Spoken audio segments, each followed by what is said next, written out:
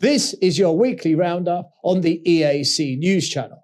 Your look back at the past week here in the Kingdom of Wonder. A very good evening to you. I'm Paolo Bonini and we start with Monday.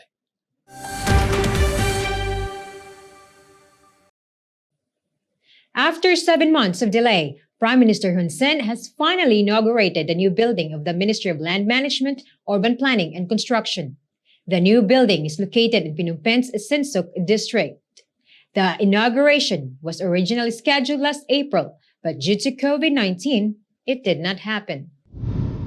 The Prime Minister says that he is glad to finally inaugurate the new building of the ministry amid the COVID-19 pandemic. He has said that this is just one of the ministries that are waiting for inauguration. On 29 December, the Prime Minister will also inaugurate the Ministry of Defense. It was in January this year when he announced to conduct the official inauguration ceremony of the new building of the Ministry of Land Management. But because of COVID-19, all activities and ceremonies were being held back. But a week ago, Prime Minister Hun Sen has declared Cambodia as fully reopened. It led to the reopening of many businesses. He has emphasized that there will be no more closures because of COVID-19. If there are COVID-positive patients, then they will be sent to treatment centers, but no more lockdowns and closures.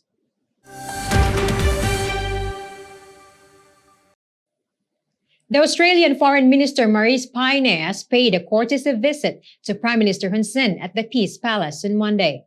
Meeting with the Cambodian Prime Minister was first on her list after she arrived in Cambodia on Sunday. The Australian minister has also visited her Cambodian counterpart, Prak Sokhonn, discussing bilateral issues. EAC News reporter Paolo Bonini has the story.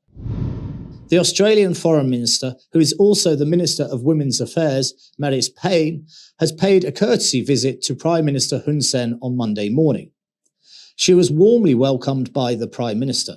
It was part of her 2-day official visit in the kingdom in response to the invitation of Cambodian Foreign Minister Prak Sokhonn. Prime Minister Hun Sen has revealed on Monday that one of the important topics to be discussed during her visit was about the US-UK-Australia trilateral alliance. This was also confirmed by the Prime Minister's assistant, Eng Soparlite. He says Prime Minister Hun Sen has agreed on the relationships between Cambodia and Australia in both bilateral and multilateral frameworks. Australia has been acknowledged by the Prime Minister in helping the kingdom in many fields, especially in the fields of agriculture, military and education, as well as opening up Cambodian students to study in Australia in the field of health. As Australia earlier pledged to donate COVID-19 vaccines to Cambodia, the Prime Minister has expressed his gratitude in advance. Apart from visiting Prime Minister and the Foreign Minister, Payne has also visited the Cambodian Organisation for Crisis Women, where she was welcomed by the Minister of Women's Affairs, Ong Konta Parvi. Australia and Cambodia began diplomatic ties in 1952. Australia has been providing strong support for Cambodia's path to peace in the late 1980s and early 1990s, including playing a leading role in the United Nations Transitional Authority in Cambodia. Until today, Cambodia has acknowledged Australia for remaining firm to its commitment to the kingdom's development. Paolo Bonini, EAC News.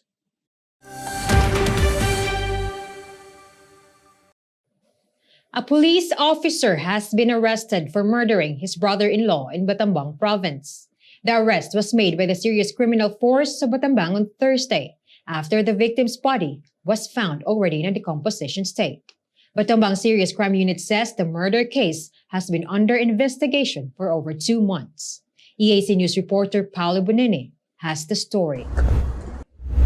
It was on the morning of the 31st of August that villagers were horrified to discover the body of Yang Sarat, a 45-year-old male in the Don Ba commune. He had been savagely beaten to death and his body partially buried in a local forest.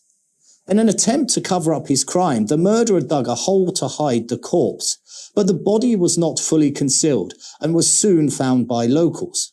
The victims showed signs of severe bludgeoning about both the face and the head.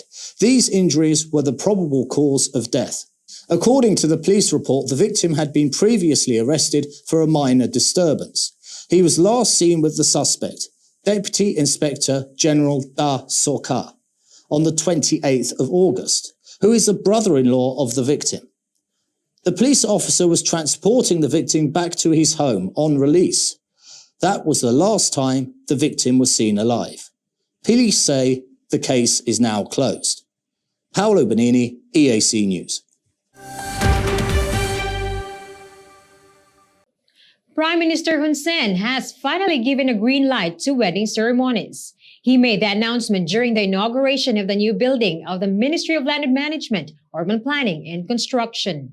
However, he has clarified that only a limited number of people are allowed. EAC News reporter Yuri Matusko has the details. Around 200 guests are allowed per event.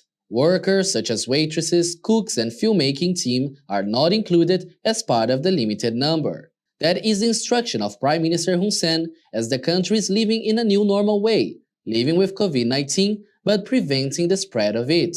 Since March this year, the Prime Minister has imposed a ban on wedding parties in response to few outbreaks in wedding ceremonies, which are also related to the 20 February community transmission outbreak. As weddings are finally back, the Prime Minister Hun Sen has reminded the wedding organizers to always ensure safety by following the 3 do's and 3 don'ts set by the Ministry of Health. Yuri Matusko, EAC News. Kingdom of Cambodia will celebrate its 60th anniversary of national independence on Tuesday. It was on the 9th of November, 1953, when Cambodia was freed by the French Protectorate. A ceremony will be led by His Majesty King Norodom Sihamuni, lighting the victory flame at the Independence Monument.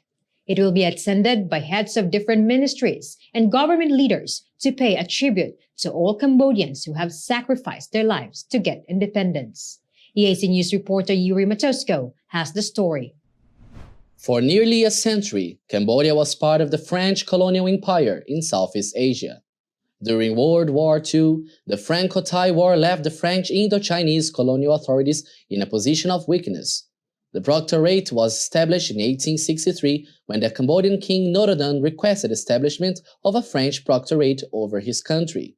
Cambodia was integrated into the French Indochina Union in 1887, along with the French colonies and proctorates in Vietnam. In 1946, Cambodia was granted self-rule within the French Union and had its protectorate status abolished in 1949. Cambodia finally gained its independence 9 November 1953, thanks to the late King Father Norodom Sihanouk. His several negotiations resulted to the full control of Cambodia's national defense, police, courts, and financial matters. The Cambodians were finally declared free of any foreigner ruling, with the command of military forces given to the king in October 1953, in which the official ceremony date set is the 19th of November 1953. Since then, King Sihanouk became a hero for the Khmer people, being known as the Father of Independence. On Monday afternoon, delegations from different government ministries and institutions have given laurels under the royal statue of the late King Father Norodom Sihanouk, a way to pay a high gratitude to the late King Sihanouk for the heroism he did for everyone to be freed. Cambodians have been enjoying 68 years of freedom now. No more protectorate, no more foreigner ruling. This monument behind reminds us all of the heroic deed the late King Sihanouk did to achieve liberty for its people and for its kingdom in what is called now independence. Yuri Matusko, EAC News, Independence Monument, Phnom Penh.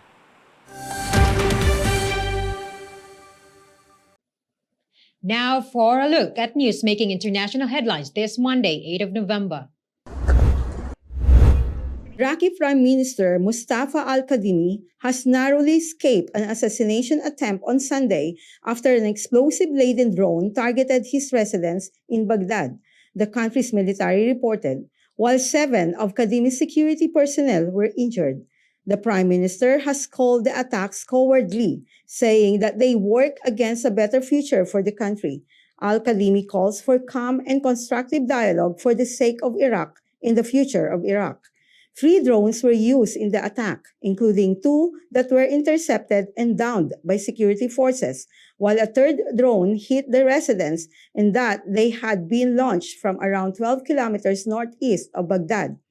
Footage from Iraqi Prime Minister's office shows the damage of the blast. A vehicle parked outside his home was seen damaged, with the windows blown out, surrounded by rubble, and some shutters on the ground along with the debris from the impact. No group immediately claimed responsibility. A spokesman for the Armed Forces Commander-in-Chief says that the security situation was stable inside the Green Zone, which houses the residents, government buildings, and foreign embassies following the attack. At least 99 people died on Friday after a fuel tanker exploded in a suburb of Sierra Leone's capital, Freetown. The Director of Communications of Sierra Leone's National Disaster Management Agency, Mohamed Lamdaran Ba, also confirmed that several people were also in critical condition following the explosion. The explosion has occurred after 2 vehicles collided on the highway while the fuel tanker was about to enter a nearby filling station to discharge its fuel, the NDMA says in a statement. Eyewitnesses have recalled that while the collision took place, both drivers came out of their vehicles and warned community residents to stay off the scene while trying to address a leakage emanating from the collision. But some community members still rushed to the scene and took advantage of the leakage to scoop fuel and store it in nearby makeshift structures. Then a major explosion happened that results in a big fire disaster. Ambulances were assembled to take charred bodies and those in critical situations to various hospitals in Freetown. Most of the victims included people who had flocked to collect fuel leaking from the tanker vehicle. Accidents with tanker trucks in sub-Saharan Africa have previously killed scores of people who gathered at the site to collect the spilled fuel and were hit by secondary blasts. And 8 dead, 10-year-old critical following crowd surge at Astroworld Festival in Houston, Texas. 2 teenagers were among the 8 victims who died on Friday night during rapper Travis Scott's sold-out rap concert. Houston Fire Chief Samuel Peña has confirmed the casualty. At around 9 p.m., the crowd that had gathered for a performance by Travis Scott, people began to push toward the front of the stage, causing panic and injuries. It led to a stampede. More than 300 people were also treated throughout the event at an on-site field hospital. Around 50,000 showed up for the 2-day event. The second day of the festival has been canceled.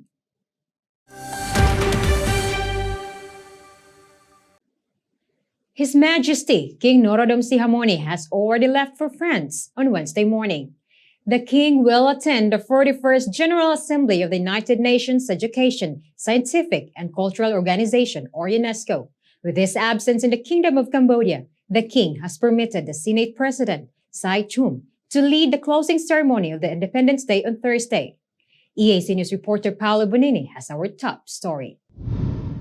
In a letter released last Friday, King Norodom Sihamoni has announced that he will be out of the country from the 10th to the 15th of November. The King is attending the UNESCO's 41st General Assembly. The assembly is being held in France in line with UNESCO's 75th anniversary. There will be an exhibition entitled UNESCO's Adventures that showcases the history of UNESCO and its achievements, including the protection of intangible heritage and the expansion of the notion of cultural heritage. Cambodia's king will deliver a message at the opening ceremony of the General Assembly. With his absence in the Kingdom of Cambodia, the king has appointed Senate President Sai Chum to act as the head of state. He will also represent the king on the closing ceremony of the Independence Day on Thursday. The Senate President will be the one to extinguish the victory torch at the Independence Monument. Paolo Bonini, EAC News.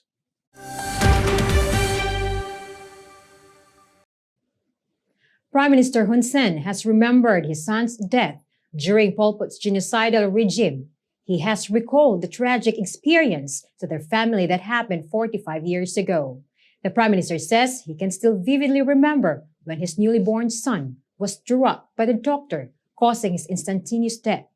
Prime Minister and his family have spent time at their son's graveyard on Wednesday morning, remembering the tragic moment. EAC News reporter Yuri Matusko has more. Fathers and mothers will never forget the tragedy that befell to their children. This is what Prime Minister Hun Sen has stated on his social media page as he remembers the tragic death of his eldest son 45 years ago. Named Hun Kamsot, he was just a newborn when he died on 10 November 1976. According to the Prime Minister, his wife just gave birth to his son when he was dropped by the doctor holding him, causing his death. He arrived at the hospital where his wife Bunrani Hun Sen gave birth with his son already dead. He says his wife gave birth alone. He was not on her side when it happened.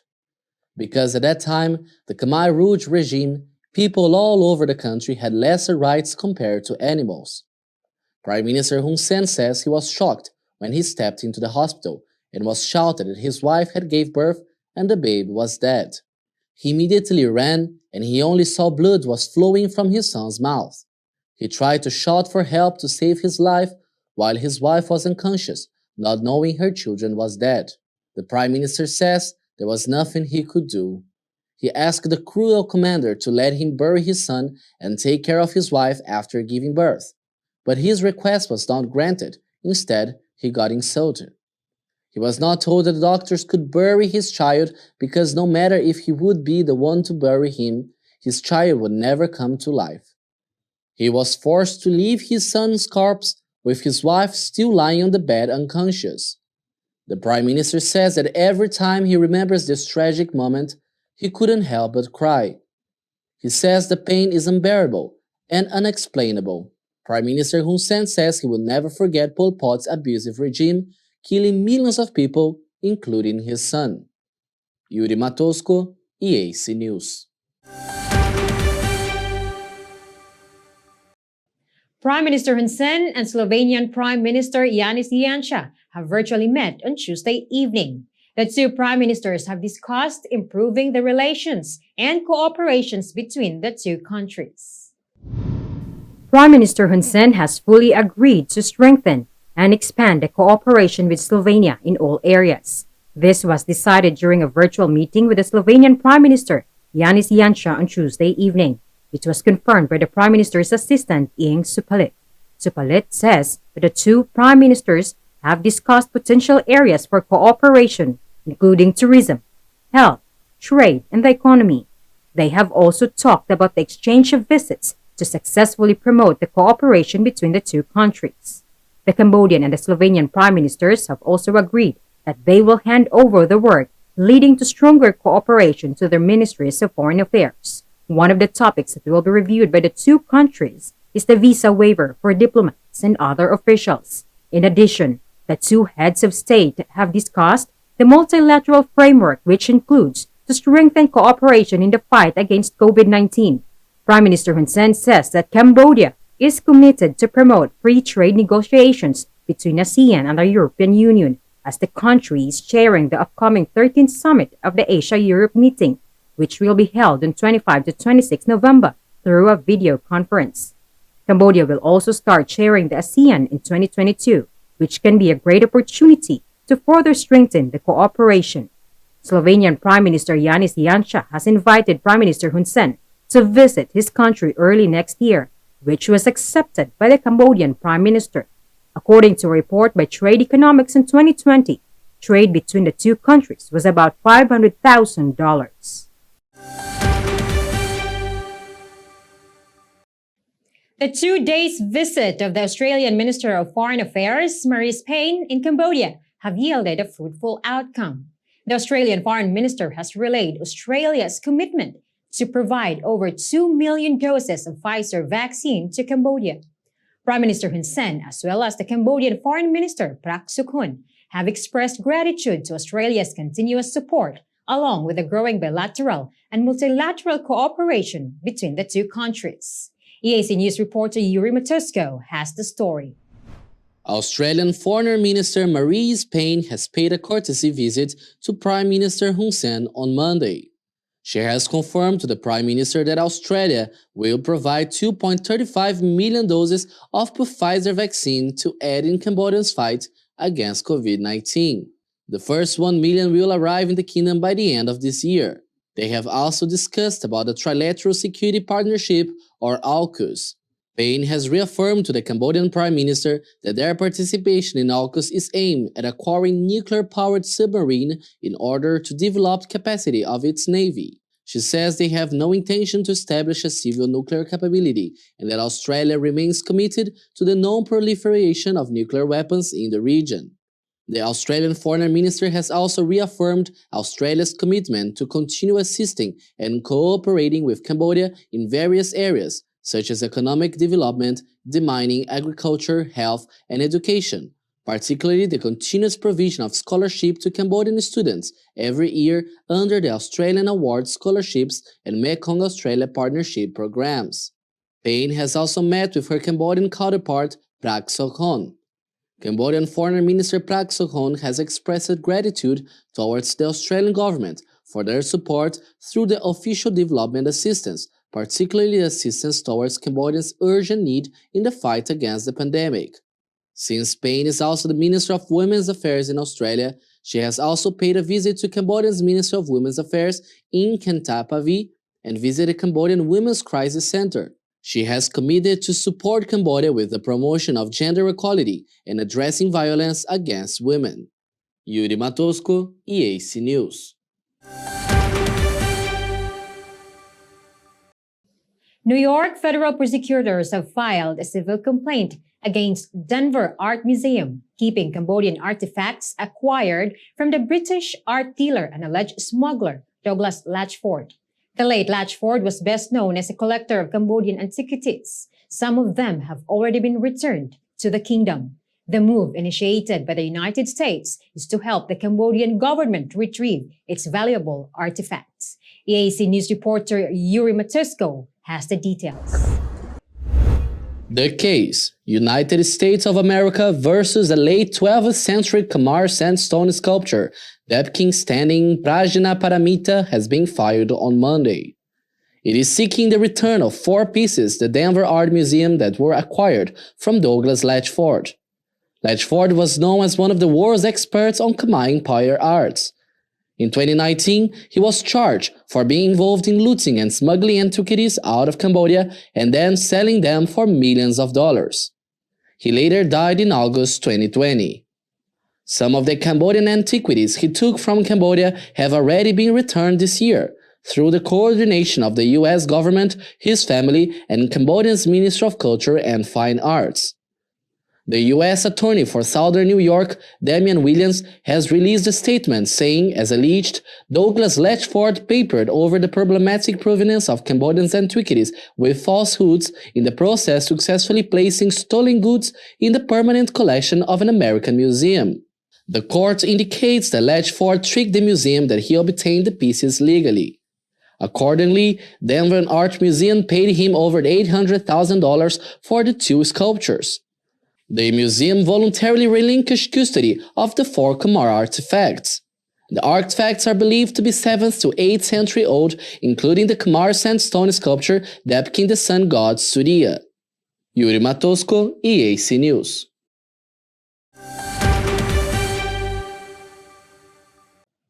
Now for a look at news-making international headlines this Wednesday, 10th of November.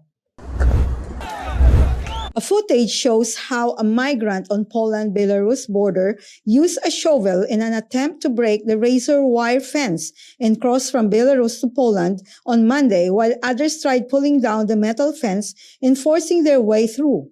Poland says it has repelled attempts by migrants to enter the country at its eastern border with Belarus, warning that thousands more were on the way. The Polish government called for an emergency crisis meeting on Monday and deployed 12,000 troops to the region. Poland accuses Belarus of pushing the migrants toward the border, describing it as a hostile activity. Poland, Lithuania, and Latvia say there's been a surge in the number of people trying to enter their countries illegally from Belarus in recent months. Many of them have come from the Middle East and Asia. The European Union has accused Belarus authoritarian President Alexander Lukashenko of facilitating the influx in retaliation against sanctions and must stop instrumentalization migrants at border. Belarusian government has repeatedly denied creating a migrant crisis, blaming the West for the crossings and the treatment of migrants at the border. Iran's military has launched an annual exercise near the coast of the Gulf of Oman on Sunday, a few weeks before resumption of talks between Tehran and world powers to revive a 2015 nuclear deal. Artillery and rockets were fired during the exercise called Zulfikar 1400. A military parade was also held on Tuesday with helicopter, warship and a submarine deployed. The spokesman for the Zulfikar 1400 drill, Admiral Mahmoud Mousavi, says that the aim of the military exercise is to display the country's military might and readiness to confront their enemies. The exercise covers an area from the eastern parts of the Strait of Hormuz to the northern parts of the Indian Ocean and parts of the Red Sea. About a fifth of oil that is consumed globally passes through the strategic Straits of Hormuz waterway in the Gulf. Periodic confrontations have taken place between Iran's military and U.S. forces in the Gulf since 2018, when former U.S. President Donald Trump exited the nuclear pact and reimposed harsh sanctions against Tehran. Iran has reacted by breaching the deal's limits on its nuclear program. Indirect talks between Iran and U.S. President Joe Biden's administration to revive the pact, which were put on hold since the election of Iran's hardline President Ibrahim Raisi in June, are set to resume in Vienna on 29 November. And President Joe Biden cheering because U.S. House passes $1 trillion infrastructure bill on Friday night. He says it's a once-in-a-generation investment that will create millions of jobs. Democrat Biden's Republican predecessor Donald Trump declared Infrastructure Week in 2018 but was unable to pass a bill after multiple tries during his presidency.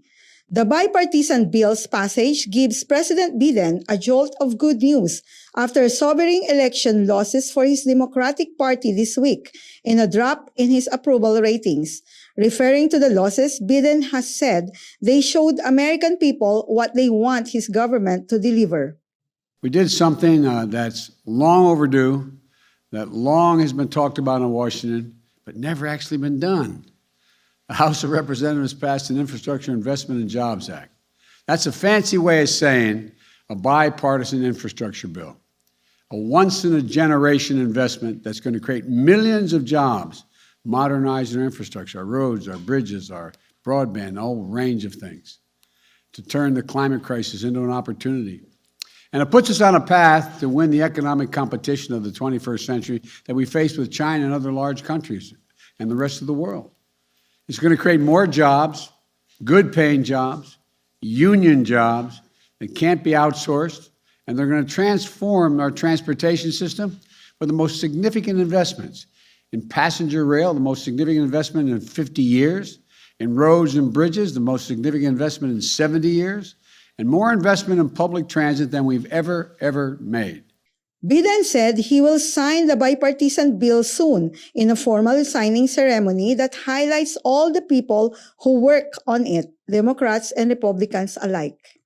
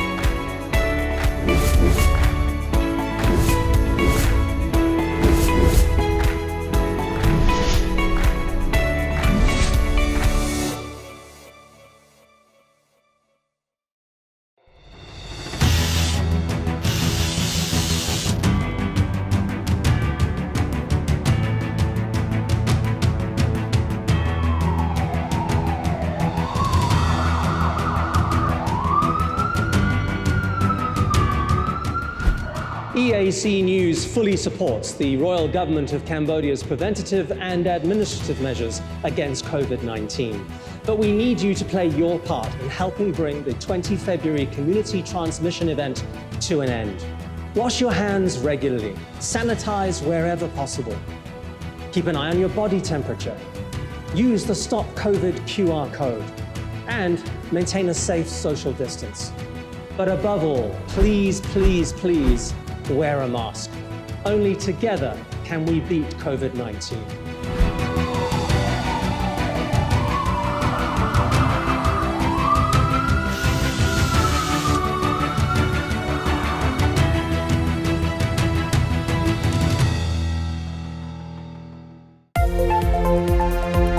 If it's happening and you need to know about it, you'll get it all right here. EAC News brings you updates and breaking news in English across all of our platforms and channels. The EAC News app, YouTube, Facebook, Telegram, Twitter, and our website www.eacnews.asia. Join me, Andrew Barnes-Roberts, and the rest of the EAC News team every day on your favorite channels. EAC News, Cambodia made clear.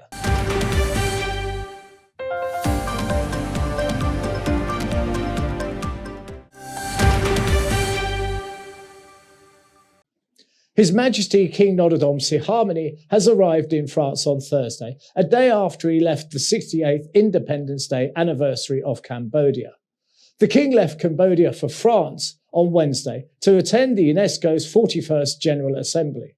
He will be delivering a message on how Cambodia has been actively participating in the protection and preservation of culture and heritage. EAC News reporter Ria Soka has the story. Cambodian ambassador to France, Ket Supan, has confirmed the arrival of King Norodom Sihamoni in Paris. The king is attending the 41st General Assembly of UNESCO. The assembly is being conducted in accordance with UNESCO's 75th founding anniversary. Its Director General Audrey Azoulay invited Cambodia's king to participate in the event. King Sihamoni is expected to deliver a speech at the opening ceremony on Friday, focusing on the accomplishments of UNESCO in Cambodia. Apart from the king, Minister of Culture and Fine Arts Poing Sakuna and some members of the Cambodian National Commission for UNESCO are also in France to attend the activity.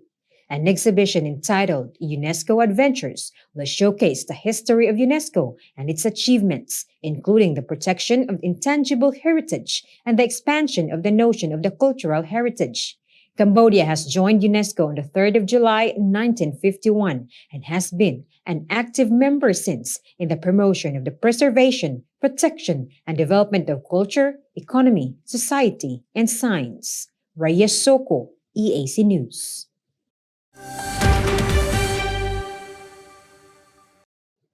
The Kingdom of Cambodia has now ended the 68th Independence Day anniversary celebration on Thursday.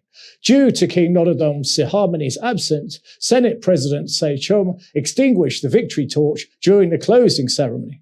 The torch symbolizes Cambodia's freedom from the French protectorate in 1953 through the late effort of King Norodom Sihanouk. EAC News reporter Yuri Matosko has the latest. His Majesty King Norodom Sihamoni has appointed Senate President Saichon to lead the closing ceremony of the 68th anniversary of the Independence Day on Thursday. He was permitted him to quench the victory torch at the Independence Monument in the capital. The closing ceremony coincides with the UNESCO's 41st General Assembly in France, in which the king is attending. Cambodia's Independence Day celebration lasts for 3 days. It was opened on Tuesday and was closed on Thursday. Several government officials have attended both the opening and the closing ceremony. Due to COVID-19, this year's celebration has been limited when it comes to the number of people. The same with last year. But despite the pandemic situation in the kingdom, Cambodia never skips and never forgets to honor this special day, as well as the father of Independence Day, King Norodom Sihanouk, when Cambodians consider it as their hero. Yuri Matosko, EAC News.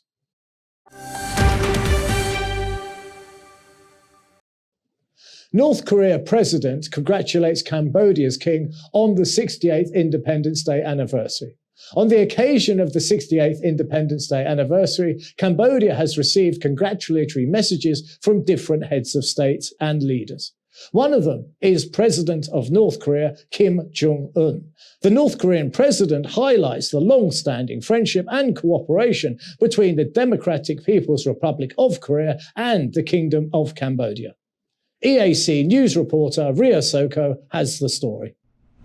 The North Korean President Kim Jong-un has congratulated Cambodia's King Norodom Sihamoni on the country's 68th independence anniversary. He has expressed his warm congratulations to the king on Wednesday. Cambodia celebrated the 68 years of being free from the French protectorate on Tuesday, with King Sihamoni leading the ceremony. Kim Jong-un says, on behalf of the government and his people, he extends his warm congratulations to His Majesty King and the government and the people of Cambodia. He has added that it is the common desire and aspiration of their two peoples to invariably strengthen and develop the long-standing and traditional relations of friendship and cooperation between the Democratic People's Republic of Korea and the Kingdom of Cambodia. The North Korean president has also wished His Majesty King Sihamoni good health and happiness, as well as success in his work for the prosperity of the country. Rhea Soko, EAC News. Cambodia has hosted the 27th ASEAN Transport Ministers meeting on Thursday. In his opening remarks, Prime Minister Hun Sen has urged the ASEAN transport leaders to integrate the new normal way for the region to be more resilient. The ASEAN Transport Ministers virtual meeting is in line with the slogan, "We care, we prepare, we grow." Prime Minister Hun Sen urged ASEAN to implement the ASEAN Master Plan through infrastructure, institutional connectivity, and connection between people. He also made recommendations in a number of areas for ASEAN to operate smoothly in the new context by implementing the action plan under the ASEAN Comprehensive Rehabilitation Framework, emphasizing regional connectivity with further actions in all parts of the transport sector. He also encouraged the ASEAN members to expedite the signing and implementation of the ASEAN EU, ASEAN New Zealand, and ASEAN Air Transport Agreements. He says that they will work as a bridge in connecting the ASEAN to the world. In addition, the Prime Minister suggests to seek dialogue partners, funds, and technical assistance to promote the development of further transport infrastructure in the region. ខ្ញុំសូមបញ្ជាក់ជូនអង្គពិធីផងដែរថាក្រោយពីកម្ពុជាបានចូលជាសមាជិកវេទិកាដឹកជញ្ជូនអន្តរជាតិខ្ញុំសង្ឃឹមថាកម្ពុជានឹងអាចទទួលបាននិងចូលរួមរំលែកបទពិសោធន៍និងចំណេះដឹងល្អៗជាមួយសមាជិកដទៃទៀតសម្រាប់ជាទុនមួយក្នុងដំណើរការអភិវឌ្ឍវិស័យដឹកជញ្ជូនរបស់អាស៊ានទាំងមូល Prime Minister has concluded his speech recommending to continue to implement the ASEAN Transport Strategic Plan from 2016 through to 2025, also encouraging the use of environmentally friendly vehicles to address the environmental impact caused by traffic jams, greenhouse gases, and other pollutants.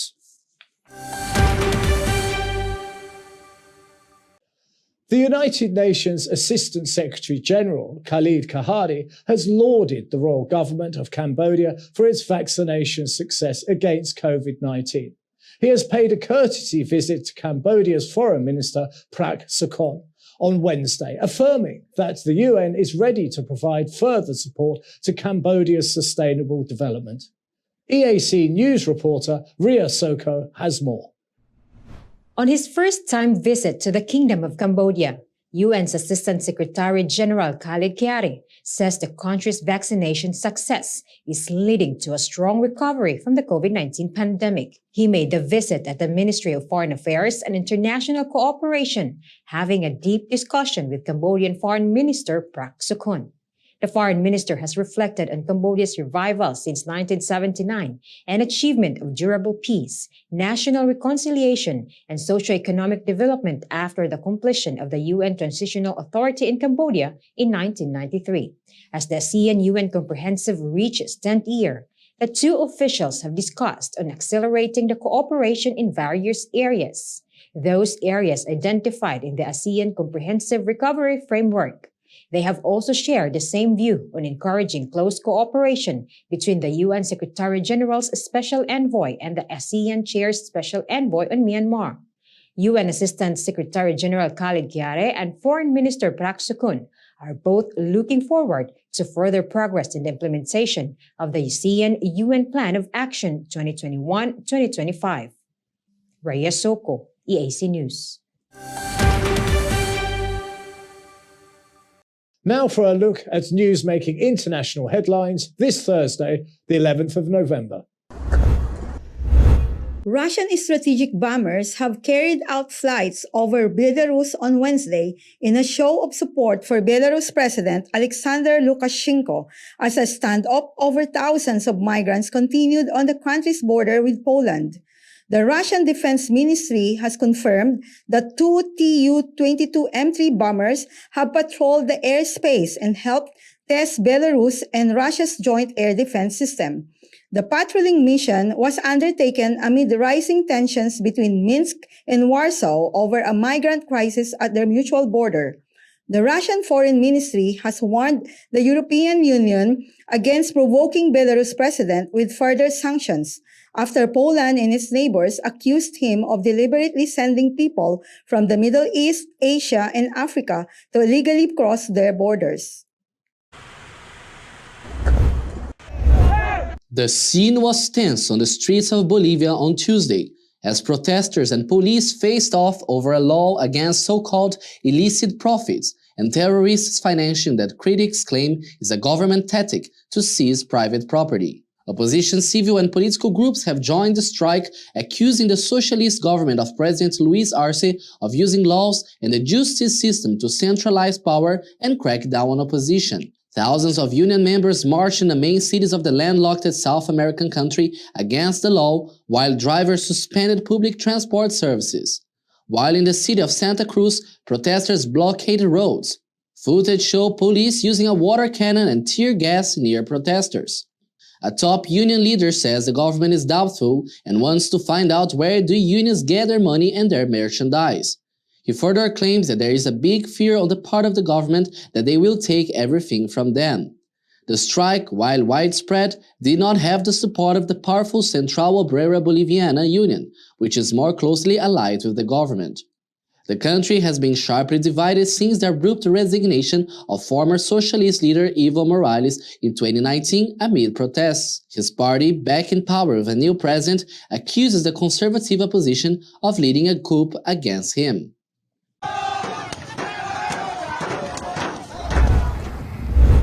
And heavy rain in Sri Lanka leaves 25 people dead and thousands displaced. Most deaths have occurred due to drowning and lightning strikes in Sri Lanka. The heavy rains have also affected 17 of Sri Lanka's 25 districts, including a main hospital in Chilaw. The country's disaster management agency has confirmed on Wednesday a footage from the capital city of the country's northwestern province. Bodies of two people were seen after a house was destroyed by a landslide in Coronigela. Many roads, including main traffic arteries, were inundated as well as houses. The Department of Meteorology has made a statement that rains are expected to ease in the next 2 days as the low-pressure area will move towards the Indian coast.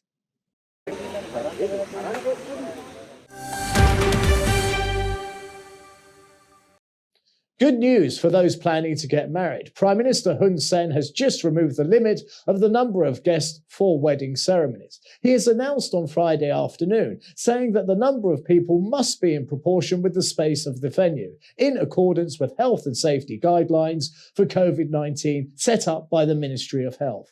EAC News reporter Rhea Soko has our top story.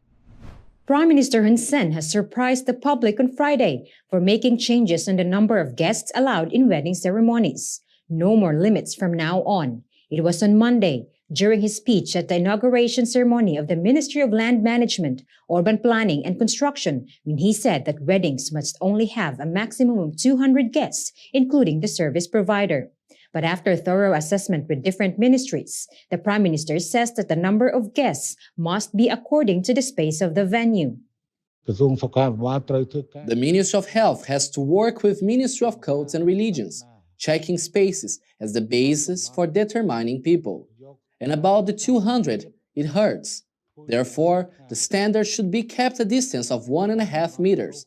If there are more than 200 or 500 people, there will be no problem. And as long as there is space, then let the Buddhists, Muslims, as well as Christians and other religions apply the principle of health measures. Keep a distance at 1.5 meters as the basis of the meeting. We do not define people. Big places can have many guests. Small places can have fewer guests. So, you solve these problems with ownership. At the same time, it is important to look at participants who have been vaccinated as well as those who have not been vaccinated, as we do not allow those who have not been vaccinated to become transmitters for those who have already been vaccinated. Prime Minister Hun Sen has stressed on the vaccination as one of the most important to be implemented in wedding venues. The Prime Minister has added that this time, the royal government is making the country more open, with people learning to live with COVID-19. Rhea Soko, EAC News.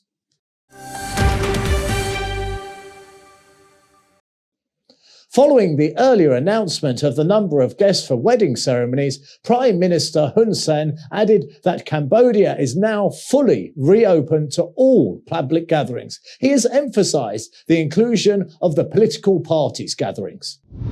The Prime Minister of Cambodia announced it on his Facebook page on Friday afternoon.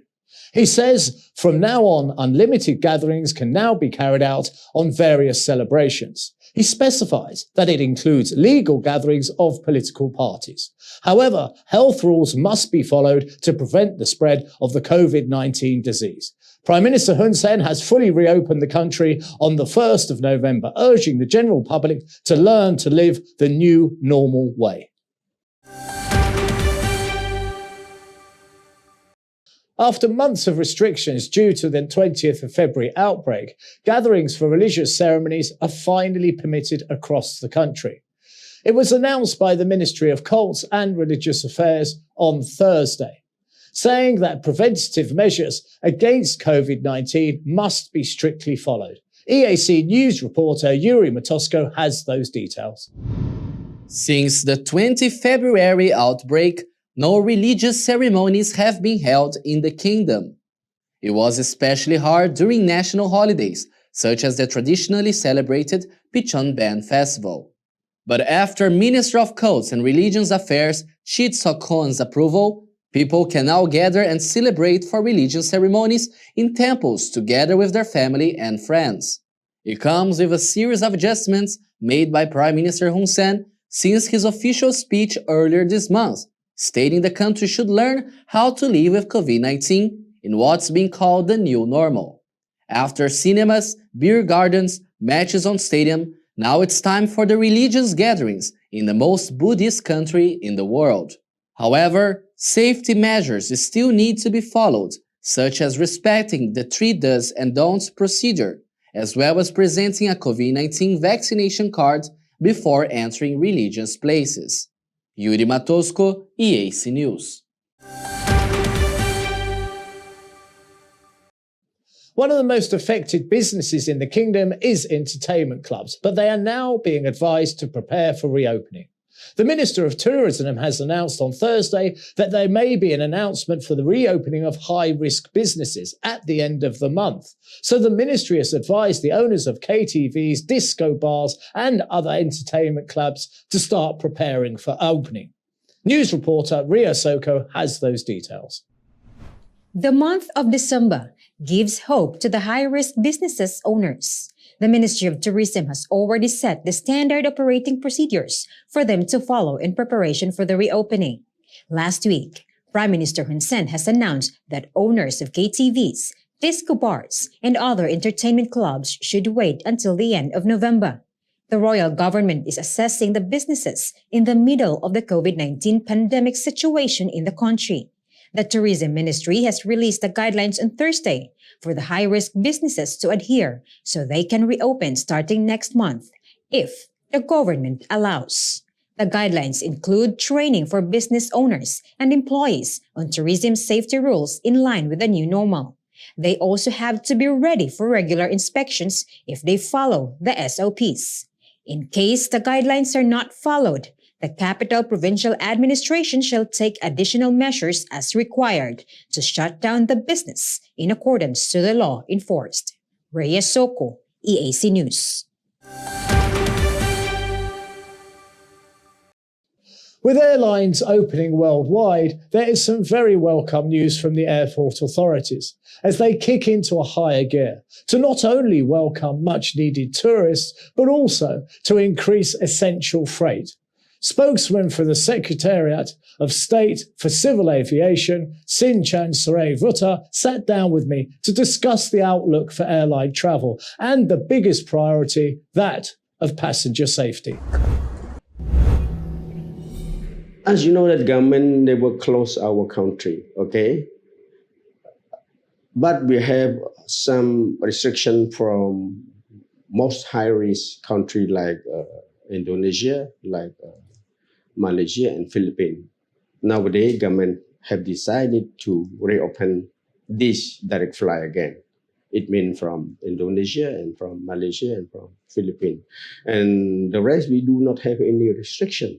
And now government have eased the quarantine time, especially for the diplomat, for the official, for the investor, and for the expert. They can arrive to Cambodia without quarantine, okay? But they need to fill up a lot of the procedure, okay?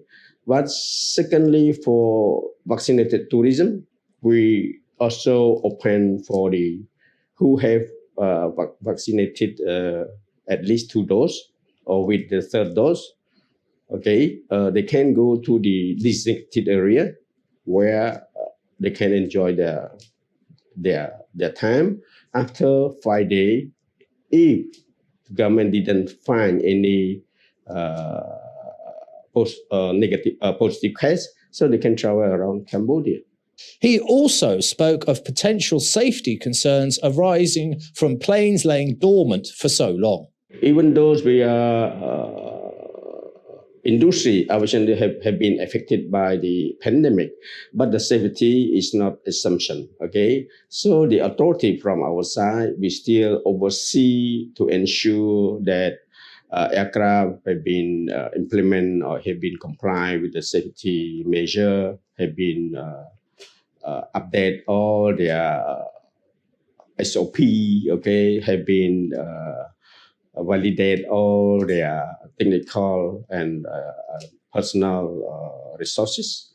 And we didn't see any assumption to bring down our safety, okay. So safety is still good maintained from before pandemic and during pandemics. We concluded our chat by looking at the future of air travel and the requirements for all air travellers. During this reopening to the air traffic again, I think my personal opinion, the business model of the local would be changed. Okay, as you know that government have decided to choose the policy living with COVID. Okay, so the requirement for traveling by air is different from pre-pandemic. Okay, as you know, before you travel, every country requires you to have a test to ensure that you are not carrying positive case. You are healthy. Secondly, you have to, they also require you to purchase travel insurance, which is cover also the COVID disease also. Okay, and thirdly, you have to ensure your booking with the hotel. And this booking, if you cancel, you cannot get it back. Okay, so what I mean, change business model change. The travel time and the cost for air traveler will be more than pre-pandemic. Okay, and also when you fly to other country, depend on their policy and measure. Okay, you have to stay or without stay in the hotel or in the Grand Tannery. Okay, example like Thailand, they not require you to stay at Grand Tannery, but you have to ensure you are healthy, insurance cover, and to ensure that where you are staying. So after your arrival, you will be tested, and then you can go to your hotel, and then you have to wait for the result. If you are negative, so you can travel around. The aviation industry globally was quite simply paralyzed by COVID-19. But here in Cambodia, the outlook is exceedingly bright. Last year alone, the cargo increased by a full 70%. And that only spells good news, because surely the passengers will follow and tourism will get a much needed boost. Paolo Benini, EAC News, SSCA, Phnom Penh.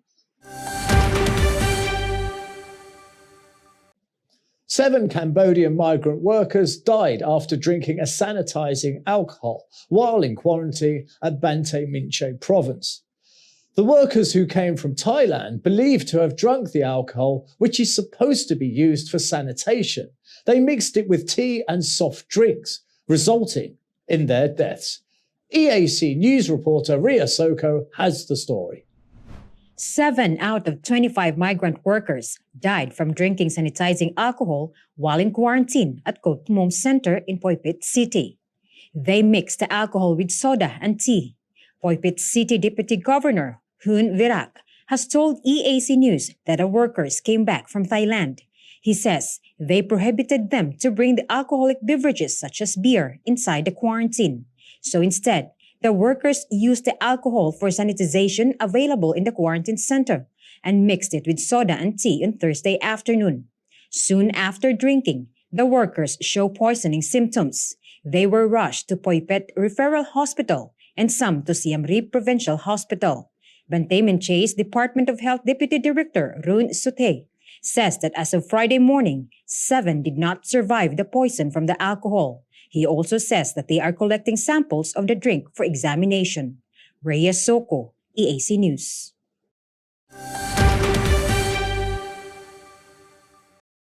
Four Khmer ancient sculptures from a museum in the United States are set to head home to Cambodia.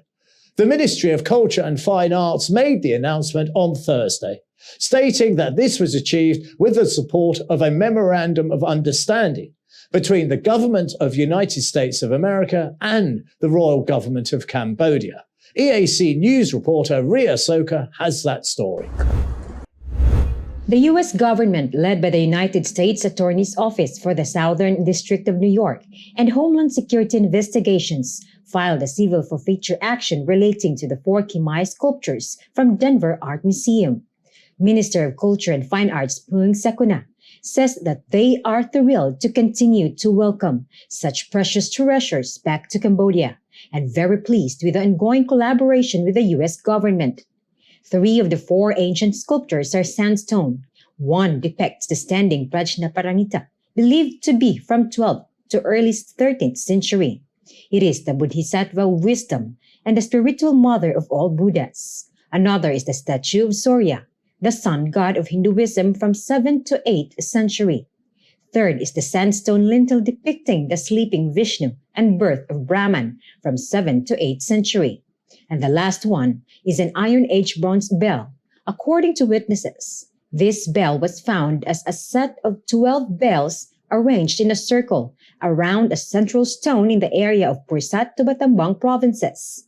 Minister Phung Sakuna says the continued success is due to the peace in Cambodia through the win-win policy of Prime Minister Hun Sen, which has opened an opportunity for the return of the souls of the Khmer ancestors departed from their motherland during war and conflict. She has added that the Cambodian government is thankful for the efforts made by the U.S. government and the people bridging for the return of the sculptures. The royal government has encouraged museums and private collectors with khmer cultural properties to reach out to the ministry to share provenance documentation and to move towards voluntarily repatriations of the Cambodian treasures. Reyes Soko, EAC News. The Ministry of Environment has confirmed to the international community that Cambodia is all set to address climate change, with the aim of reducing its carbon footprint. It is also committed to reducing energy wastage by increasing energy efficiency. Both energy efficiency and the use of renewable resources was discussed at the 26th summit of the parties to the UN Framework Convention on Climate Change in Glasgow, Scotland. Minister of Environment Saisam Al has highlighted during the summit that climate change is a primary global issue. He has called for an increase in financial assistance for the most climate vulnerable countries, so that they may increase their resilience to climate change. He has also urged all developed countries to increase their contribution to the financial mechanism under the convention, and to further facilitate access to these funds directly. Cambodia has set a goal of reducing emissions by 43% by 2030. In addition, Cambodia is developing a long-term carbon-neutral development strategy to promote low-carbon activities, climate resilience and environmental development. The Ministry of Environment says that the Kingdom is aiming for 15% of its future power to be sourced from solar energy. Lawyers confirmed that Rong Chung's release after serving a reduced sentence. The Cambodian political activist is scheduled to be released on Friday. It was confirmed by his lawyer after serving a year's prison sentence. Rong Chun, who is also a trade union president, was arrested in July last year for his controversial statement over land issues. EAC news reporter Ria Soka has the details. Rong Chun's lawyer, Sam Soo-kong, has confirmed to EAC News that the convicted political activist is scheduled for release on Friday. The Court of Appeal had sentenced Rong Chun to 1 year, 3 months, and 11 days in prison on the 1st of August last year. The lawyer says that he must be out on Friday, not on a Saturday. Cambodian Trade Union President Rong Chun was arrested in late July 2020 after issuing a statement on the land dispute between the Bung Comum province and Vietnam. A total of 106 Cambodian families were mentioned in his statement living in the Bung Comum's Trapiang Plong Commune, Ponia Creek District. Rong Chun was also sentenced by Phnom Penh Municipal Court on 18th of August this year to 2 years in prison for inciting social unrest. Reyes Soko, EAC News.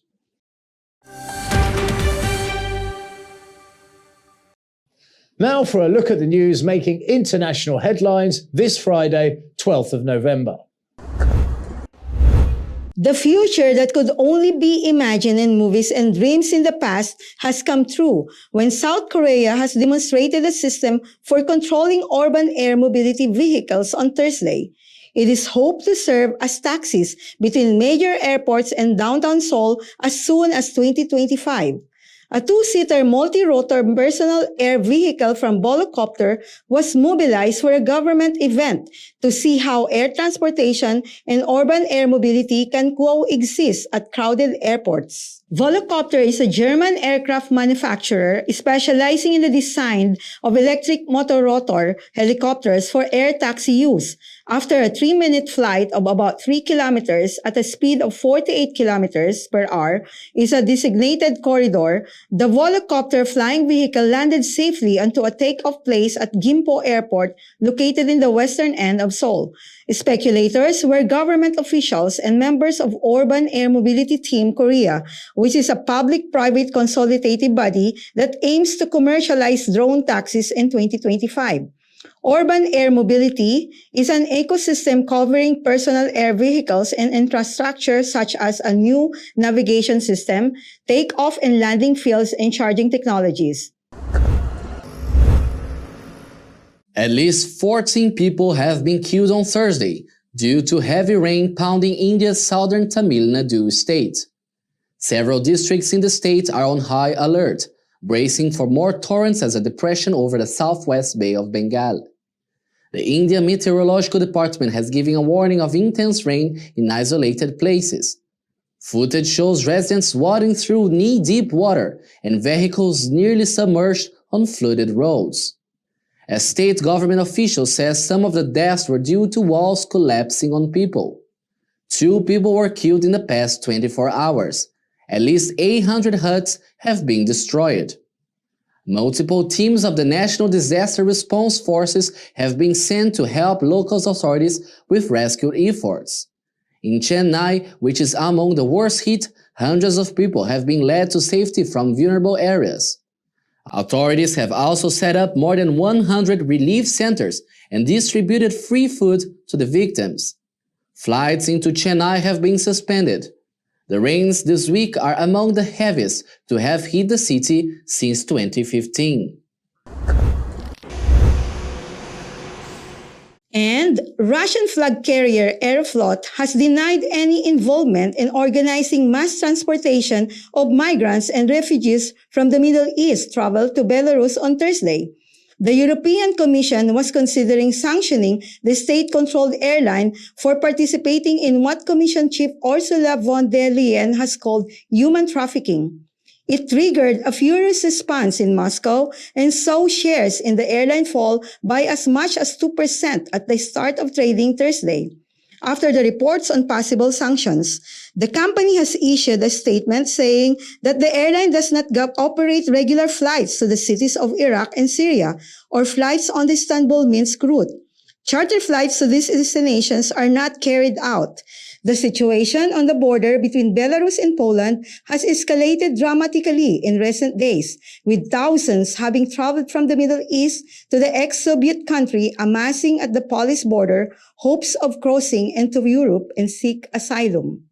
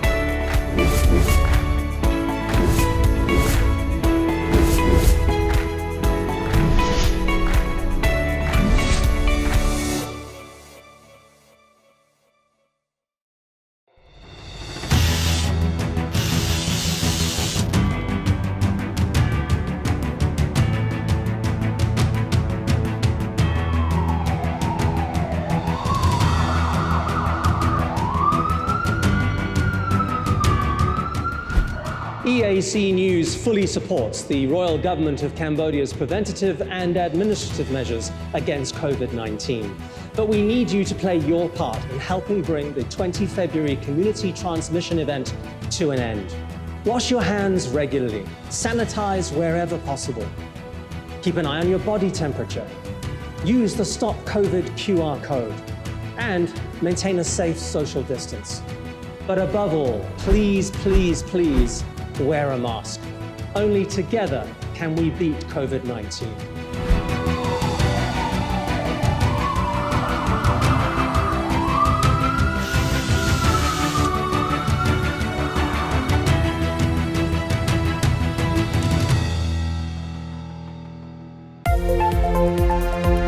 If it's happening and you need to know about it, you'll get it all right here. EAC News brings you updates and breaking news in English across all of our platforms and channels. The EAC News app, YouTube, Facebook, Telegram, Twitter, and our website www.eacnews.asia. Join me, Andrew Barnes-Roberts, and the rest of the EAC News team every day on your favorite channels. EAC News, Cambodia made clear.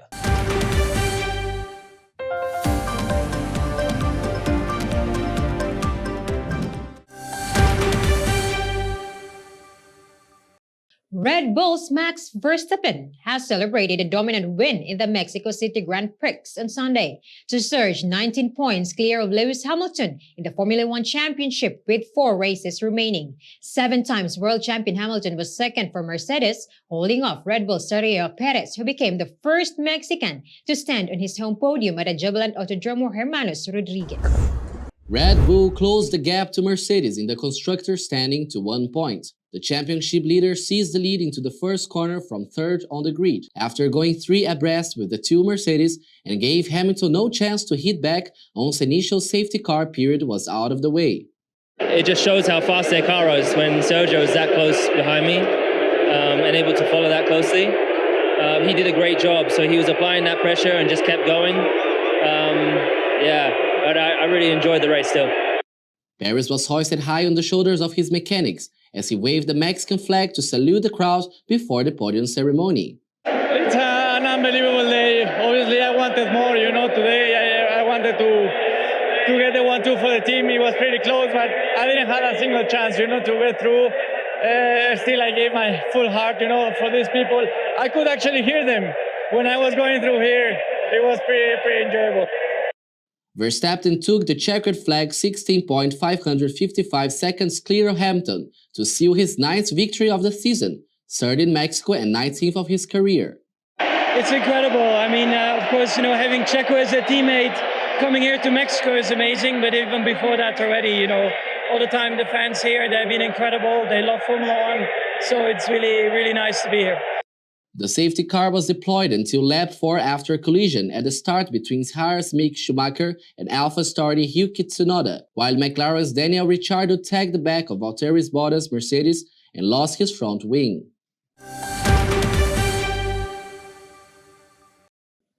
Olympic champion Paris Jepchircher has won the 50th running of the New York City Marathon on Sunday in 2:22:39, surviving a thrilling 3-way battle before sprinting for the finish line. And fellow Kenyan Albert Correr won the men's race in 2:8:22. Jepchircher is the first athlete to pick up Olympic gold and win the famed 5-borough race in the same year, with compatriot Cheptu and Ethiopian Yeshanin finishing 2nd and 3rd respectively. Korea, who finished 2nd in 2019, had established a 17-second lead through the 35-kilometre mark and leapt into the air as he broke the tape in Central Park. Moroccan Mohamed Al-Abi finished 44 seconds behind, and Italian Finelli finishing 3rd. The temperature hovered around 40 degrees Fahrenheit on Staten Island as the major marathon kicked off at 8 a.m. Eastern Time, after going on hiatus for over a year due to the COVID-19 pandemic. Swiss Michael Hug won the men's wheelchair division in 1 hour 31 minutes, and Paralympic champion De Rossio was the first Australian to win the women's wheelchair race, finishing in 1 hour 51 minutes.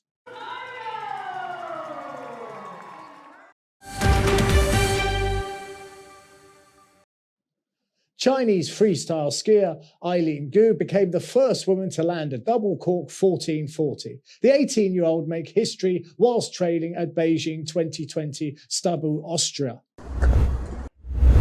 Gu landed her jump in sunny conditions, a brilliant launch angle, and lift for the huge double cork 1440 trick, followed by a smooth landing on her two skis, delighted watching friends and fans.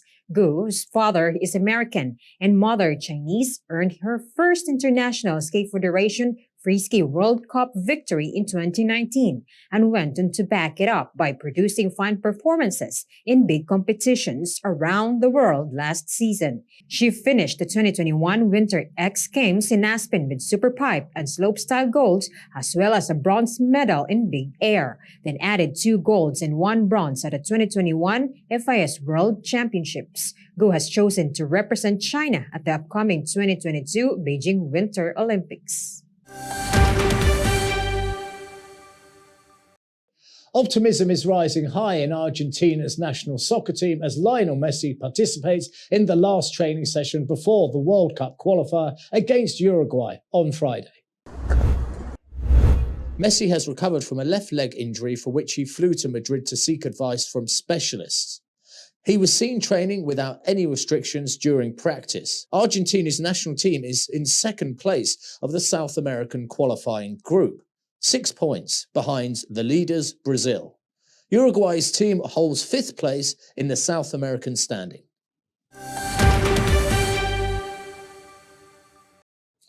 One of Cambodia's finest football teams, Phnom Penh Crown, is about to play one of the most important matches of the season.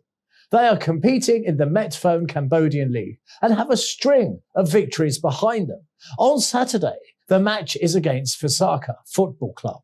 If Phnom Penh Crown wins, they will be champions of this season. EAC News reporter Yuri Matosko has the details.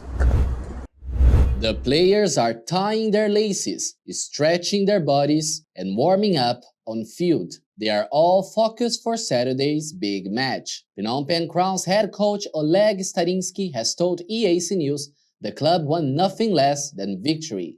Yeah, so tomorrow will be a decisive game. So as you know, there is 2 games left, and this is a game when the first position meets with the second one, and the victorious of this game will become the champion. So for us, we work hard to be in this position where we are now. So we come to the stadium, to Visaka Stadium, only with 1 point, only to get the 3 points. He said the COVID-19 pandemic made the club's training unpredictable, turning this year's league the most challenging of all. So I would say it's maybe, not the maybe, 100% the most weird season I ever met, and I think comparing with the rest of the world, I think there was a lot of obstacles what we have. Sometimes we have lockdowns when everything stopped for 1 month or for 2 months with no games, and then you have the period of when you need to play 2-3 games per week, which is very, very demanding. So, but as you see, the players show strong character, and in each game they was pushing for the victories. So as I said, that's why we're in the top position now. So we accept this challenge, and I would say we adapt quite well for this situation. But for the players, no challenge is bigger than the feeling of being 1 step to victory. My feeling for tomorrow's game is like I feeling like excited for this game, that where we training hard for this game, we prepare everything for this game, and at this game we decide that we become a champion or not, and then I hope this game is a good game. I'm excited for this game. We're training hard, we are confident, and tomorrow is their big game. And the expression is 6-point game, and I hope gonna be champions this game. And I don't need come for home against Bonket, and focus this game and try win for gonna be champion, because I know is defense need this year, because long time training hard and many bad situation this year about COVID, and I believe yes. And Saturday won't be a special day only for the players. but also for the fans, who are finally able to watch the match inside the stadium since the reopening of public spaces following safe measures. Look, we are really happy. We are really happy to have the fans back, because that's why we are playing. We're playing for the entertainment, because we in such a sport where it's very important to feel the support from the fans, and doesn't matter what kind of game, the fans give you the additional energy. So it's for us to have the last game with Hun Sen Cup with the people, it's already different feelings. And when we come on for the last two games in MCL, and plus I hope there's still more games in Hun Sen Cup, you know, the players, that's what they want. They want to be to feel this pressure, to accept this pressure, and to take the energy from the outside and put it on the pitch to show the quality of the game. So we are really happy. We are really happy to be back and to have these emotions. I hope all supporters come to cheer Phnom Penh Crown and make the Phnom Penh Crown win the game. I'm feeling very happy. The fans return, and we miss it, and that leaves us more motivated to win for them. And I'm very happy. It's the fans. I love fans, and emotion is on the win the score is very good.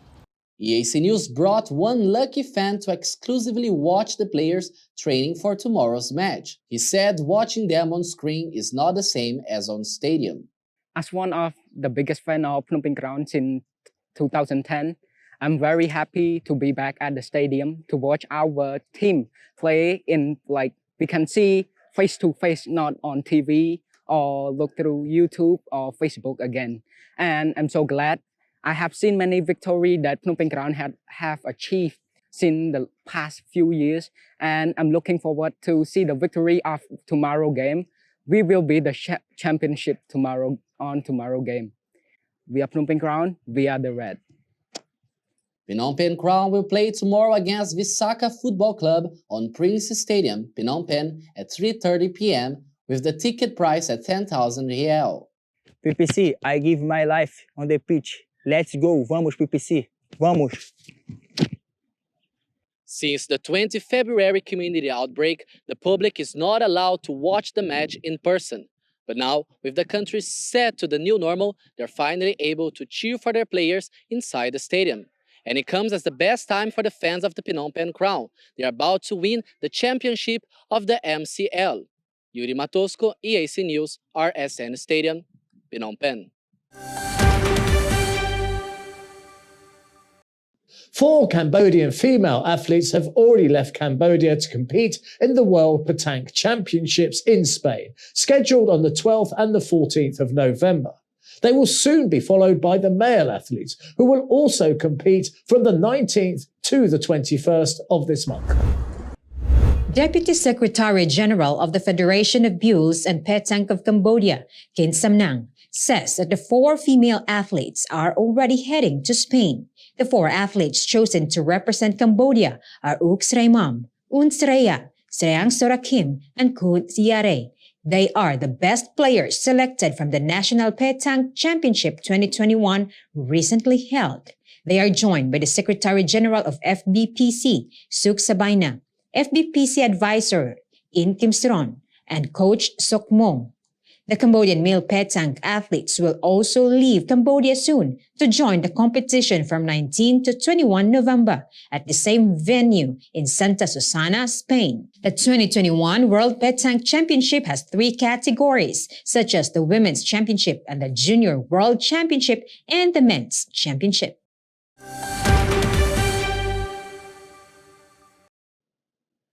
Vietnamese soccer fans gather after months of restrictions in Vietnam due to COVID-19 pandemic. Finally, soccer fans can now cheer for their team. Thousands of Vietnamese soccer fans flocked to Mr. Dinh Stadium in Hanoi on Thursday as their national team played against Japan in the Asia qualification round for the 2022 World Cup. As many as 500 policemen and security personnel manned checkpoints in Hanoi to make sure everyone entering the stadium had been vaccinated with at least 2 shots. Fans were also required to present upon entry a quick test result, showing they have tested negative against coronavirus. The Vietnam national team has lost all 3 previous matches in the qualification rounds without the cheering and supporting of their fans. Many came to the stadium to show their support, despite coronavirus cases in Hanoi rising in the past few days. It's been too long since I have been able to watch soccer at home. There is no comparison between watching from home and then to be here to witness our team play. That is why I have been excited for days for this match, and I hope Vietnam will win. I am so happy that Vietnam is able to host this match today as the outbreak is somewhat under control. Everyone who is here today is very lucky, and I hope our team will kick off. The Japanese are tied for 3rd in Group B with Oman, both of them on 6 points, while Vietnam have lost all 4 of their matches in this qualification round, after losing only 1 match in their previous second tier.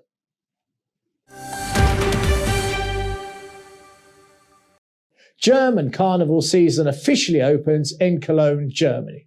Despite a recent COVID upsurge, only people who have recovered from COVID-19 or are fully vaccinated being admitted to the festivals. Germany at current is facing a record surge in infections.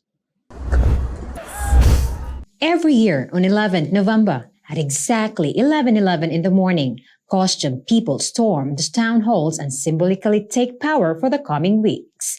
It marks the beginning of the carnival season, which Germans also call the 5th season. Cologne's pleasure seekers could not completely escape the pandemic during celebrations of the 5th or silly season, after the carnival's prince tested positive for the virus and was forced to skip the event for the 2nd year running. Last year, Germany was in the middle of a COVID-19 lockdown and all mass events, such as street carnivals, were cancelled. Carnival in Germany typically means masses of people attending alcohol-laden parties and costume parades. This year, despite skyrocketing infection rates as Germany navigates its 4th wave, the cities of Cologne and Düsseldorf are going ahead with their celebrations. Partygoers say they felt safe. The controls are so intense, so people want to make the most of it. Carnival is celebrated in Germany's predominantly Catholic West and South, with much swaying to traditional ballads and brass bands, masses of people attending alcohol-laden parties and costume parades.